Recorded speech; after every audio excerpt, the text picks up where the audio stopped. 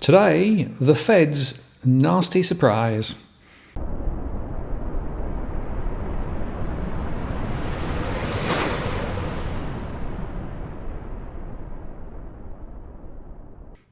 Hello again, it's Martin North from Digital Finance Analytics. Welcome to this post covering finance and property news. Well, the Fed lifted the target rate, as expected, to 5 to 5.25% yesterday, bang in line with market expectations, and bringing it to exactly the same level of the plateau that it spent 15 months before the global financial crisis back in 2007. And as normal, I listened to the press conference. The language in the accompanying statement withdrew its previous predictions that further rate hikes would follow. A pause is thus likely, and it also declined to offer any hints that cuts were imminent. So you could say that this was a hawkish pause. The succession of regional bank failures in the last 2 months raised the possibility that the Fed would be forced to pivot towards lower rates, hoping that those problems would have done their inflation fighting for them. And in fact, the key passage on that went like this. Afternoon. Before discussing today's meeting, let me comment briefly on recent developments in the banking sector. Conditions in that sector have broadly improved since early March, and the U.S. banking system is sound and resilient. We will continue to monitor conditions in the sector. We're committed to learning the right lessons from this episode, and will work to prevent events like these from happening again. As a first step in that process, last week we released Vice Chair for Supervision Barr's review of the Federal Reserve's supervision and regulation of Silicon Valley Bank. The review's findings underscore the need to address our rules and supervisory practices to make for a stronger and more resilient banking system, and I'm confident that we will do so. Today, the FOMC raised its policy interest rate by 1/4 percentage point. Since early last year, we've raised interest rates by a total of 5 percentage points in order to attain a stance of monetary policy that is sufficiently restrictive to return inflation to 2% over time. We are also continuing to reduce our securities holdings. Looking ahead, we'll take a data-dependent approach in determining the extent to which additional policy firming may be appropriate. The US banking system is sound and resilient. Tighter credit conditions for households and businesses are likely to weigh on economic activity, hiring and inflation. The extent of these effects remain uncertain. The committee remains highly attentive to inflation risks. So for the first 30 minutes, there were really no surprises. Markets hardly moved. But something changed halfway through the press conference. Powell lost control of the narrative. The markets shifted, and half an hour or so after the markets closed, then the news also came that another regional bank was, quote, reviewing its strategic options. That's code for admitting that it was in terrible trouble. The fact that the Fed, who's responsible for banking regulation, had to say in so many words that banks were, quote, sound and resilient, is actually not good news. And at least the entire committee could agree on that one. And indeed, they also agreed on everything. Despite the many pressures and the intensity of debate over monetary policy, Powell managed again to steer the FOMC to a decision with no dissents. But he got into trouble when answering questions about exactly what would prompt cuts. He was trying to hold the line that the markets shouldn't price them in, saying that in the world the Fed envisaged there wouldn't be a case for easing this year. Unfortunately, he also introduced the idea that others may have different opinions about the economy, and if they were right, then the Fed would have to loosen rates. Now you have a labor market that's still extraordinarily tight. You've still got 1.6 job openings, even with the lower job openings number, for every unemployed person. We do see some evidence of softening in labor market conditions, but overall, you're near a 50-year low in unemployment. Wages, you all will have seen the wage number from late last week, and it's, whenever it was, and it's a couple percentage points above what would be consistent with 2% inflation over time. So we do see some softening. We see new labor supply coming in. These are very positive developments. But the labor market is very, very strong. Whereas inflation is running high, well above our goal. And right now we need to be focusing on bringing inflation down. Fortunately, we've been able to do that so far without unemployment going up. Matt. Hi, Chair Powell. Matthew Boesler with Bloomberg News. So many analysts noted at the time of the March FOMC meeting that at least half of Fed officials' projections did imply or seem to imply that a recession was in their baseline forecast as well, given the strong first quarter GDP tracking estimates. And so I'm just wondering if you could kind of elaborate on, why you're optimistic that a recession can be avoided, given that that's the Fed staff's forecast, possibly also the broader committee's forecast as well, and also, of course, most private sector forecasters. Yeah, I don't think, I know what's printed in the Summary of Economic Projections and all that. I don't think you can deduce exactly what you said about what participants think, because you don't know what they were thinking for first quarter GDP at that point. They could have been thinking about a fairly low number. Anyway, in any case, I'll just say I continue to think that it's possible that this time is really different. And the reason is there's just so much excess demand, really, in the labor market. It's interesting, as we've raised rates by 5 percentage points in 14 months, and the unemployment rate is 3.5%, pretty much where it was, even lower than where it was when we started. So job openings are still very, very high.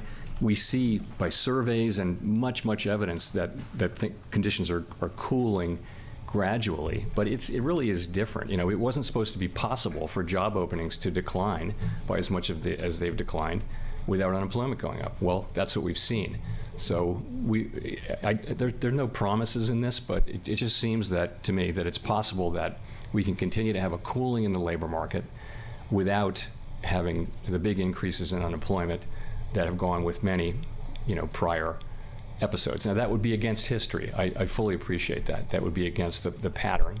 But I do think that the situation in the labor market with so much excess demand, yet, wages have been moving down. Wage increases have been moving down, and that's a good sign, down to more sustainable levels. So I think it's still possible. I think the case of avoiding a recession is, in my view, more likely than that of having a recession.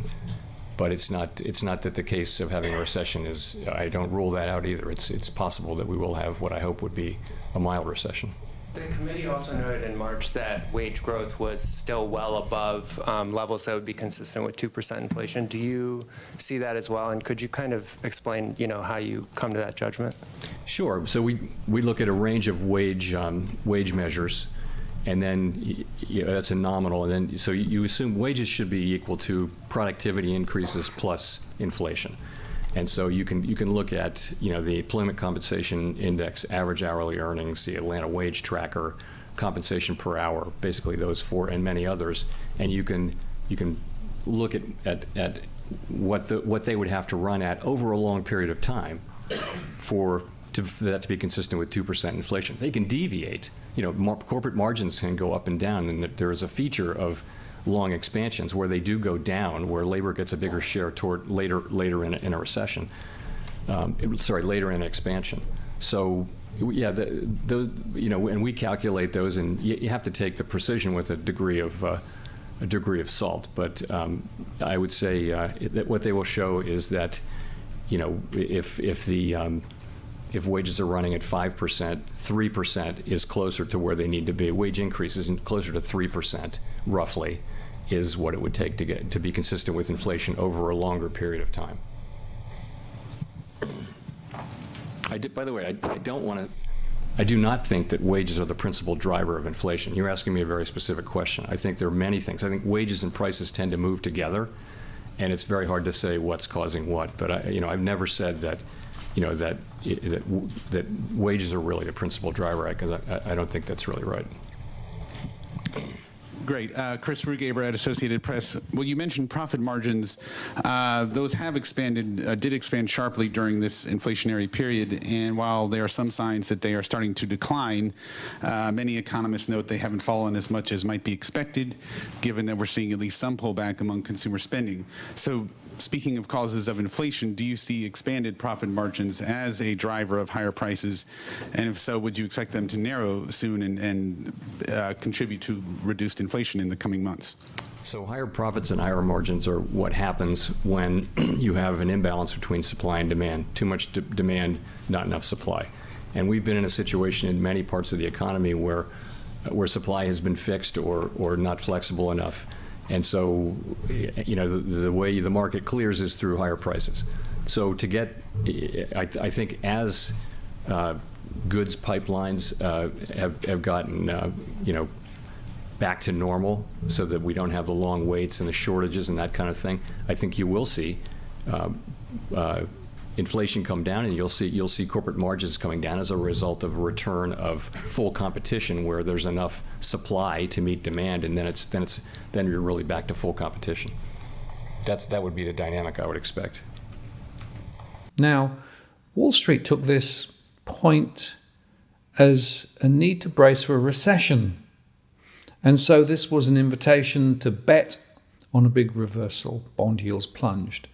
And in fact, the Fed funds rate is 25 basis points lower today than it had been forecast 2 months ago. And meanwhile, by January, the bet is now that it will be below 4%. This was obviously meant to be a hawkish pause, but by the time he sat down, markets decided he'd announced a pivot. The Fed may have brought the Fed funds rate up to its peak under Bernanke 15 years ago, but the inflation genie has escaped the bottle now, and judging how restrictive rates are required, some complex decisions about how to account for inflation, and future inflation is more important than the current inflation number. It's all a mess, and it's all unknown. Now, interestingly, Powell offered a new version of what the real rate of interest actually is, which was to subtract the current market break-even prediction for inflation over the next year from the Fed funds rate. And on that basis, real yields are as high as they've been since the GFC, with the sole exception of December 2018, when there was that infamous Christmas Eve sell-off that forced the Fed into what became known as the Powell pivot, as it retreated from plans to keep tightening. The Powell measure is the only one that showed that rates had suddenly grown very tight at the end of 2018. So Powell's choice of metric could be seen as self-defense in showing that the Fed was no longer too lenient, and it could also be taken as a hint that they were done with tightening. But the combination is pretty unconvincing. Listen to this. I still believe that banking and tech plus inventories will be enough to create a modest recession mid-year, and there are sufficient weakening trends to support my view. Still, one can ignore that the rest of the economy, where traditional real estate metrics matter, a 5.25% funds rate against a 4.6% core PCE inflation rate year on year and a 4.9% quarter on quarter, is not close to sufficiently tight. Powell says no recession, but inflation still gets back to 2% over time. That's according to Stephen Blitz, the US economist at TS Lombard. So, if the market is right about this, the consequences aren't pretty. Powell concedes that if the Fed is wrong about the economy, rates will come down, and the Fed still says the economy will muddle through without a recession. That might explain why a big drop in bond yields was unusually accompanied by a difficult recession for equities. Chairman Powell's message remains sobering. The Fed's policy rate will only come down with a greater economic slowdown or credit crunch from tightening bank lending standards. The equity market has faded in the wake of Chairman Powell's press conference. The market may be realizing that there's a fine line between getting the rate cut it wants and maintaining an economic trajectory that doesn't involve buyer's remorse.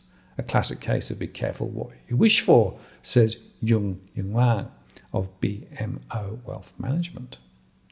The entire FOMC took place against the subplot of the regional banking crisis, as at 2 p.m., when the decision was announced, the S&P 1500 Regional Banks Index had put on a pretty credible rally, although it's still well down from over the past year. But after Powell's comments about the Fed's record of banking supervision of late, which it admits has been nowhere near good enough, plus his denials that he wanted to promote more consolidation in the sector, together these were taken as lacking sufficient grasp of the gravity of the situation. And then, after the market closed, PacWest Bancorp announced that it was examining strategic options, including a possible sale. Traders didn't like that.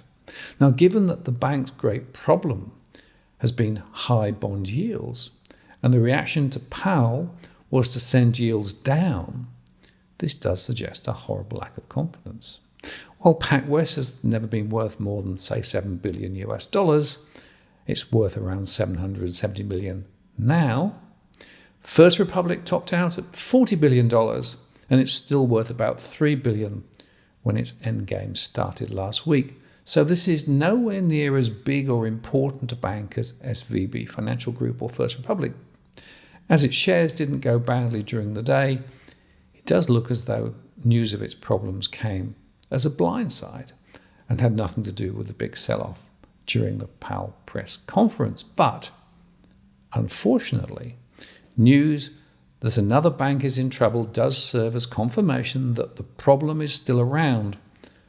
The drumbeat for a rapid expansion in deposit insurance will only grow louder, and next Monday brings the Fed's quarterly survey of lending officers, which Powell did a somewhat confusing job of previewing at the press conference, and which is now set up to be a critical data point.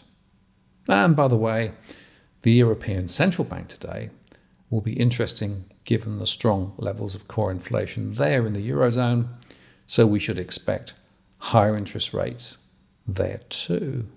Things are, as they say, very, very interesting and continue to be so at the moment, and nobody's quite sure what's happening next. Risk of recession in the US seems to me to be ever stronger. The regional banking crisis hasn't gone away. And as to whether the Fed is competent, well, I'll let others judge. But to me, questions need to be asked. I'm Martin North from Digital Finance Analytics. Many thanks for watching, and I'll see you again next time.